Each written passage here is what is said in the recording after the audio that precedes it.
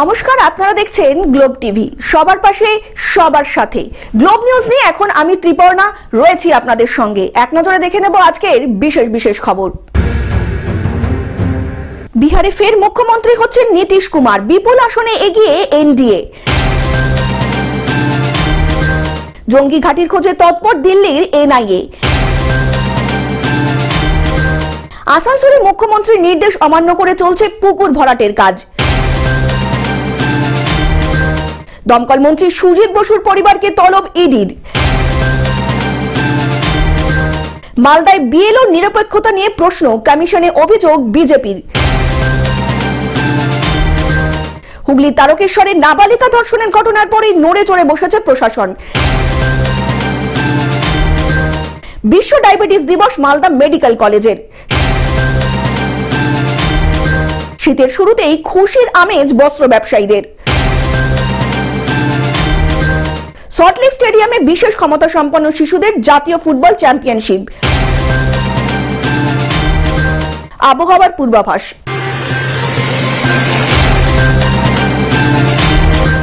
আসছি বিস্তারিত খবরে। বিহারে ফের মুখ্যমন্ত্রী হচ্ছেন নীতিশ কুমার, বিপুল আসনে এগিয়ে এনডিএ। বিজেপি জেডিইউ জোট বিপুল আসনে এগিয়ে থেকে আবারও বিহারে ক্ষমতায় ফিরছে। ফের মুখ্যমন্ত্রী হচ্ছেন নীতিশ কুমার। অন্যদিকে শেষ পাওয়া খবর অনুযায়ী মহাগঠবন্ধন মাত্র 50টি আসনে এগিয়ে, যেখানে এনডিএ এগিয়ে রয়েছে প্রায় 190টি আসনে। আরজেডি, কংগ্রেস, বামফ্রন্ট কেউই এই নির্বাচনে বিশেষ প্রভাব ফেলতে পারেনি বলে জানা গিয়েছে সূত্র অনুযায়ী। Bureau report, Globe news. জঙ্গি ঘাঁটির খোঁজে তৎপর দিল্লির এনআইএ। পরিকল্পিতভাবেই বাংলাদেশ থেকে সীমান্ত পার করিয়ে ভারতে ছড়িয়ে দেওয়া হচ্ছে আল কায়দার সদস্যদের। অসম, পশ্চিমবঙ্গ, মেঘালয়, ত্রিপুরা দিয়ে ঢোকার পরে তাদের জন্য আগে থেকেই তৈরি ভুয়ো ভারতীয় পরিচয়পত্র নিয়ে এরা ছড়িয়ে পড়ছে দেশের নানা প্রান্তে। গড়ে উঠছে স্লিপার সেল। দিল্লি বিস্ফোরণ ও বাংলাদেশের পরিবর্তিত রাজনৈতিক পরিস্থিতিতে জঙ্গিদের এই ঘাঁটি ভাঙতে পশ্চিমবঙ্গ, ত্রিপুরা, মেঘালয়, হরিয়ানা ও গুজরাটের মোট 10টি স্থানে অভিযান চালিয়ে এনআইএ বহু নথি উদ্ধার করেছে ইতিমধ্যেই। Bureau report, Globe news. আসানসোলে মুখ্যমন্ত্রীর নির্দেশ অমান্য করে চলছে পুকুর ভরাটের কাজ।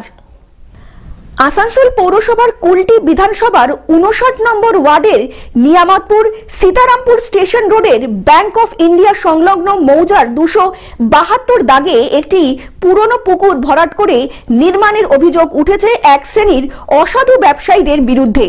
মুখ্যমন্ত্রী মমতা বন্দ্যোপাধ্যায়ের নির্দেশকে লঙ্ঘন করেই একাংশ এই কাজ করছে বলে ইতিমধ্যেই অভিযোগ উঠেছে।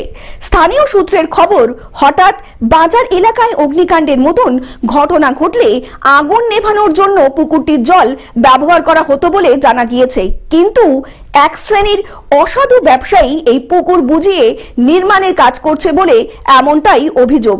অন্যদিকে Niyamatpur merchant chamber of commerce industries secretary Sachin Balodia, BJP নেতা টিঙ্কু বার্মা সহ কংগ্রেস নেতা সুকান্ত দাস বুধবার আসানসোল পৌরসভার পক্ষ থেকে ঘটনাস্থলে থাকা পুকুর এলাকাটি পরিদর্শন করে খতিয়ে দেখেন। সেই অভিযোগের ভিত্তিতে, আজকের অভিযোগের ভিত্তিতে নয়, মানে আগের যে লাস্ট অভিযোগটা আমাদের এখানে পড়েছে, আমরা সেই অভিযোগের ভিত্তিতে 272 নম্বর প্লটের এনকোয়ারি পেয়েছেন স্যার। পুকুর ভরাট হচ্ছে এবং তার জন্য লিগ্যাল প্রসিডিওর হচ্ছে, তাদেরকে সবাইকে নোটিশ করতে হবে। আসানসোল পৌরসভার মেয়র বিধান উপাধ্যায় মেয়র জানিয়েছেন, আমাদের সার্ভেয়ার বিভাগ ঘটনাস্থলে গিয়েছে, খতিয়ে দেখছেন, রিপোর্ট দেবেন আমাদের অবিলম্বে। রিপোর্ট নেওয়ার পর আইনত যা পদক্ষেপ নেওয়া হবে, পুকুর থাকলে সেটি পুকুরই হবে। অন্যদিকে শুক্রবার কুলটি ব্লক কংগ্রেসের পক্ষ থেকে কুলটি ডিএলআর অফিসের সামনে বিক্ষোভ ও স্মারকলিপি প্রদান কর্মসূচি করা হয়। কংগ্রেসের নেতৃত্বরা জানান, আমাদের দাবি পুকুরটি পুনরুদ্ধার করতে হবে, পাশাপাশি যারা এই কাজ করেছে তাদের প্রতি আইনত ব্যবস্থা নিতে হবে। কংগ্রেসের এই স্মারকলিপি প্রদান অনুষ্ঠানে উপস্থিত ছিলেন কুলটি ব্লক কংগ্রেসের নেতা সুকান্ত দাস সহ কংগ্রেস নেত্রী, কর্মীরা, সমর্থক সহ একাধিক মানুষজন। নাহলে আজকে বলুন, আজকে এক সপ্তাহ হয়ে গেছে একটা পুকুরের উপরে ভরাটি চলছে অবৈধভাবে, যেখানে বড় বড় মিডিয়া হাউস, সাংবাদিকরা সবাই মিলে পেপারে এসছে, প্রশ্ন করেছে, যেখানে আধিকারিক বলেছে কর্পোরেশনকে জবাব করেছে, কর্পোরেশন বলছে দেখছে, আধিকারিকরা বলছে দেখছে, সেখানে 7 দিন পেরিয়ে যাওয়ার পর এখনো কোনো অ্যাকশন নেই। আসানসোল থেকে সৌমিত্র গাঙ্গুলির রিপোর্ট, গ্লোব নিউজ। দমকল মন্ত্রী সুজিত বসুর পরিবারকে তলব ইডির। সম্প্রতি দমকল মন্ত্রী সুজিত বসুর সল্টলেকের অফিস এবং তার ছেলের নামে থাকা রেস্তোরাঁয় তল্লাশি চালিয়েছিল ইডি। এইবার বসুর স্ত্রী, ছেলে এবং মেয়েকে তলব করল ইডি। সূত্রের খবর অনুযায়ী আগামী সপ্তাহে 3টি আলাদা দিনে 3 জনকে তলব করা হয়েছে। সুজিত বসুর অফিস ও তার ছেলের রেস্তোরাঁ থেকে বাজেয়াপ্ত হওয়া নথি যাচাই করার পরেই এই তলব বলে জানা গিয়েছে ইডির তরফে। মন্ত্রী পরিবারের সদস্যদের পাশাপাশি একাধিক ব্যবসায়ীকেও নথিপত্র সহ ডেকে পাঠানো হয়েছে বলে জানা গিয়েছে সূত্র অনুযায়ী। Bureau report, Globe news. মালদায় বিএলওর নিরপেক্ষতা নিয়ে প্রশ্ন, কমিশনে অভিযোগ বিজেপির। মালদায় ইংরেজবাজার পৌরসভার 12 নম্বর ওয়ার্ডের 101 নম্বর বুথের বিএলও হিসাবে নিযুক্ত হয়েছেন আশিস মণ্ডল। তিনি ঝলঝলিয়া রেলওয়ে হাই স্কুলের শিক্ষক। গত 4 আগস্ট তিনি বিএলও হিসাবে নিযুক্ত হন এবং কাজও শুরু করেছিলেন। কিন্তু বিএলওর নিরপেক্ষতা নিয়ে প্রশ্ন তুলেছে নির্বাচন কমিশনের কাছে অভিযোগ দায়ের করেছে বিজেপি। অভিযোগ যে কেউ করতে পারে, কিন্তু আমি দায়িত্বটা সরকারিভাবে আগস্ট মাসের 4 তারিখ পেয়েছি। এবার 4 তারিখ থেকে আমি অফিসিয়ালিভাবে কাজটা করে আসছি, কিন্তু আমি দলগতভাবে দায়িত্বটা পেয়েছি এই মাসের 8 তারিখ। এবার আমাদের ফিল্ড ওয়ার্কটা শুরু হয়েছে এই মাসের 4 তারিখ, এটা চলবে আপনার সামনে মাসের ডিসেম্বর মাসের 4 তারিখ পর্যন্ত। বিষয়টি নিয়ে দ্রুত নির্বাচন কমিশনের কাছে অভিযোগ জানাতে চলেছে অন্যান্য বিরোধী রাজনৈতিক দলগুলো। এর মধ্যেই 8 নম্বরের তৃণমূল কংগ্রেসের শিক্ষক সমিতির জেলা সভাপতি হিসাবে নিযুক্ত করা হয়েছে আশিস মণ্ডলকে। এইদিকে এই ঘটনার প্রতিবাদে শুক্রবারও বিজেপি যাচ্ছে কমিশনে। বিজেপির দক্ষিণ মালদা সাংগঠনিক জেলার পক্ষ থেকে জেলা শাসকের কাছে এই মর্মে একটি ডেপুটেশনও তুলে দেওয়া হয়। এখন আমাদের হাতে যে তৃণমূল শিক্ষা সেলের দেখতে পাচ্ছেন, যে তৃণমূল শিক্ষা সেলের যে লিডার, প্রেসিডেন্ট, তিনি বিএলও নিয়োগ হয়েছে। এটা শুধু একটা তথ্য, এরকম একাধিক তথ্য আমাদের কাছে আছে। আমরা বারবার আপিল করেছিলাম এবং এটা ডিএম ম্যাডামকেও আমরা জানাবো যে আমরা ভারতীয় জনতা পার্টি চেয়েছিলাম যে কোনো রাজনৈতিক দলে যারা সরাসরি আছে যুক্ত বা নেতা আছেন তাদেরকে যাতে বিএলও নিয়োগ না করা হয়। মালদা থেকে অভিষেক দাসের রিপোর্ট, গ্লোব নিউজ। হুগলির তারকেশ্বরে নাবালিকা ধর্ষণের ঘটনার পরেই নড়ে চড়ে বসেছে প্রশাসন। কয়েকদিন আগেই হুগলি গ্রামীণ police super Kamanashis Sen rail সংলগ্ন এলাকা থেকে গৃহহীনদের অন্যত্র সরিয়ে দেওয়ার কথা বলেছিলেন। সেই মতো বুধবার সন্ধ্যেই তারকেশ্বর রেল পুলিশ ও তারকেশ্বর থানার দখলদারি চালানো হলো তারকেশ্বর স্টেশন চত্বর এলাকায়। এই টহলদারির নেতৃত্বে ছিলেন তারকেশ্বর ওসি তন্ময় বাগ, তারকেশ্বর আরপিএফ এর ওসি রাজকুমার গুপ্তা, থানার অফিসার তুষার মণ্ডল সহ অন্যান্য অফিসাররা।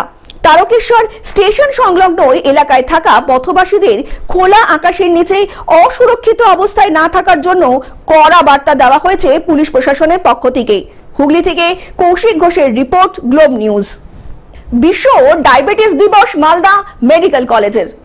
বিশ্ব ডায়াবেটিস দিবস পালিত হলো মালদা মেডিকেল কলেজে। শুক্রবার মেডিকেল কলেজ চত্বরে বেলুন উড়িয়ে র্যালি করে বিশ্ব ডায়াবেটিস দিবস পালিত হলো। মেডিকেল কলেজের প্রশাসনিক ভবনে ডায়াবেটিস রোগীদের নিয়ে সেমিনারও অনুষ্ঠিত হলো। বিশ্ব ডায়াবেটিস দিবস, সেই উপলক্ষে আমরা একটা র্যালি করলাম। সচেতনতার জন্য, বৃদ্ধির জন্য আমরা টাইপ 1 ডায়াবেটিসের বিষয়ে আমরা একটা র্যালি করলাম। নার্সিং স্টুডেন্ট, ছাত্রছাত্রী, চিকিৎসক এবং স্বাস্থ্যকর্মীরা এবং যারা এই রোগে রোগী তাদের পরিবার এবং তার সহায়ককে নিয়ে একটা অনুষ্ঠান আমরা করলাম এবং আজকে পরে একটা অনুষ্ঠান হবে আমাদের। সেখানে আমরা এই বিষয়ে আমরা সচেতন করার জন্য সবাইকে জানাচ্ছি। এই অনুষ্ঠানে উপস্থিত ছিলেন মেডিকেল কলেজের অধ্যক্ষ পার্থপ্রতিম মুখোপাধ্যায়, সহ অধ্যক্ষ সুপার প্রসঞ্জিৎ বর, মেডিকেল কলেজের সহকারী অধ্যাপক অভিজিৎ সাহা এবং অন্যান্য আধিকারিকরা। সম্প্রতি ডায়াবেটিস রোগের সংখ্যা ক্রমশ বাড়ছে দেশ জুড়ে। ডায়াবেটিস থেকে রোগীদের সুস্থ রাখতে এই উদ্যোগ মেডিকেল কলেজ কর্তৃপক্ষের। নমস্কার। আজকে বিশ্ব ডায়াবেটিস দিবস, আজকে 14ই নভেম্বর। আজকে আমরা একটা সচেতনতামূলক অ্যাওয়ারনেস প্রোগ্রাম আয়োজন করেছি আমাদের মেডিকেল কলেজে প্রাঙ্গণে। আমরা শুরু করেছিলাম একটা র্যালি পদযাত্রা দিয়ে। আমরা আমাদের পদযাত্রার সঙ্গে আমরা ইনভাইট করেছিলাম আমাদের মধ্যে টাইপ 1 শিশুদেরকে এবং ইয়ং অ্যাডাল্টস এবং অ্যাডোলেসেন্ট পেশেন্টদেরকে। আমরা পরবর্তী র্যালির পরে আমরা একটা হলে এসে আমরা প্রোগ্রাম করছি। মালদা থেকে অভিষেক দাসের রিপোর্ট, গ্লোব নিউজ। শীতের শুরুতেই খুশির আমেজ বস্ত্র ব্যবসায়ীদের। ভারত বাংলাদেশ সীমান্ত লাগোয়া দক্ষিণ দিনাজপুর জেলা জুড়ে নভেম্বরের শুরু থেকেই শীত পড়তে শুরু করেছে।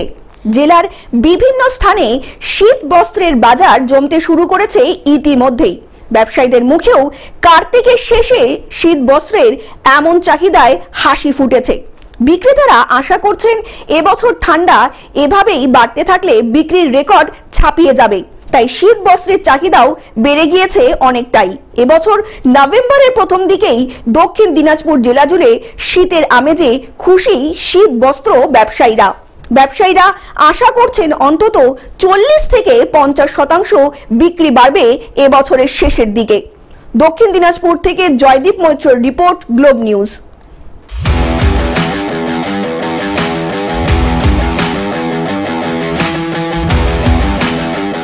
সল্টলেক স্টেডিয়ামে বিশেষ ক্ষমতা সম্পন্ন শিশুদের জাতীয় ফুটবল চ্যাম্পিয়নশিপ।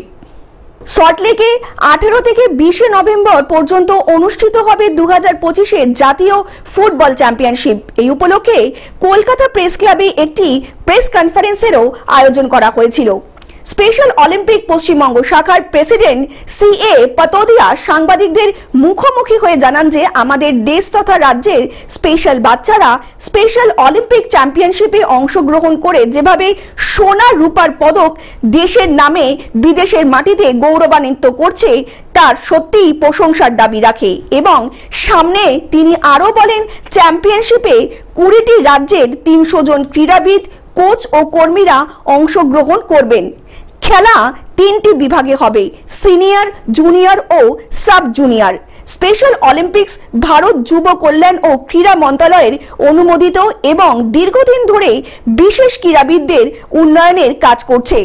কলকাতায় এই আয়োজনকে জীবনের জয়গান হিসাবে উল্লেখ করা হয়েছে, যা সাহস ও আশার প্রতীক। आज मैं आपके सामने एक स्पेशल मकसद, एक स्पेशल सपोर्ट मांगने आया हूं। मैं स्पेशल ओलंपिक भारत का बंगाल का प्रेसिडेंट हूं। जैसा कि चाकी साहब ने कहा, ये मेरे एरिया डायरेक्टर है, ये तमाल सर हमारे स्पोर्ट्स डायरेक्टर हैं और मिसेस सेन जो है ये हमारे बोर्ड मेंबर हैं and she is very very active. मेरा प्रेस के माध्यम से समाज को कुछ मैसेज देना चाहता हूं कि देखिए, ये जो स्पेशल बच्चे हैं, स्पेशली एबल्ड बच्चे हैं, जिसकी डेफिनेशन होती है कि ऑटिज़म है उनको, या फिर उनको लोअर सिंड्रोम है या अटेंशन डेफिसिट है, इन बच्चों को समाज की प्रायोरिटी की बहुत ज़रूरत है। কলকাতা থেকে অনির্বাণ দত্তের রিপোর্ট, গ্লোব নিউজ।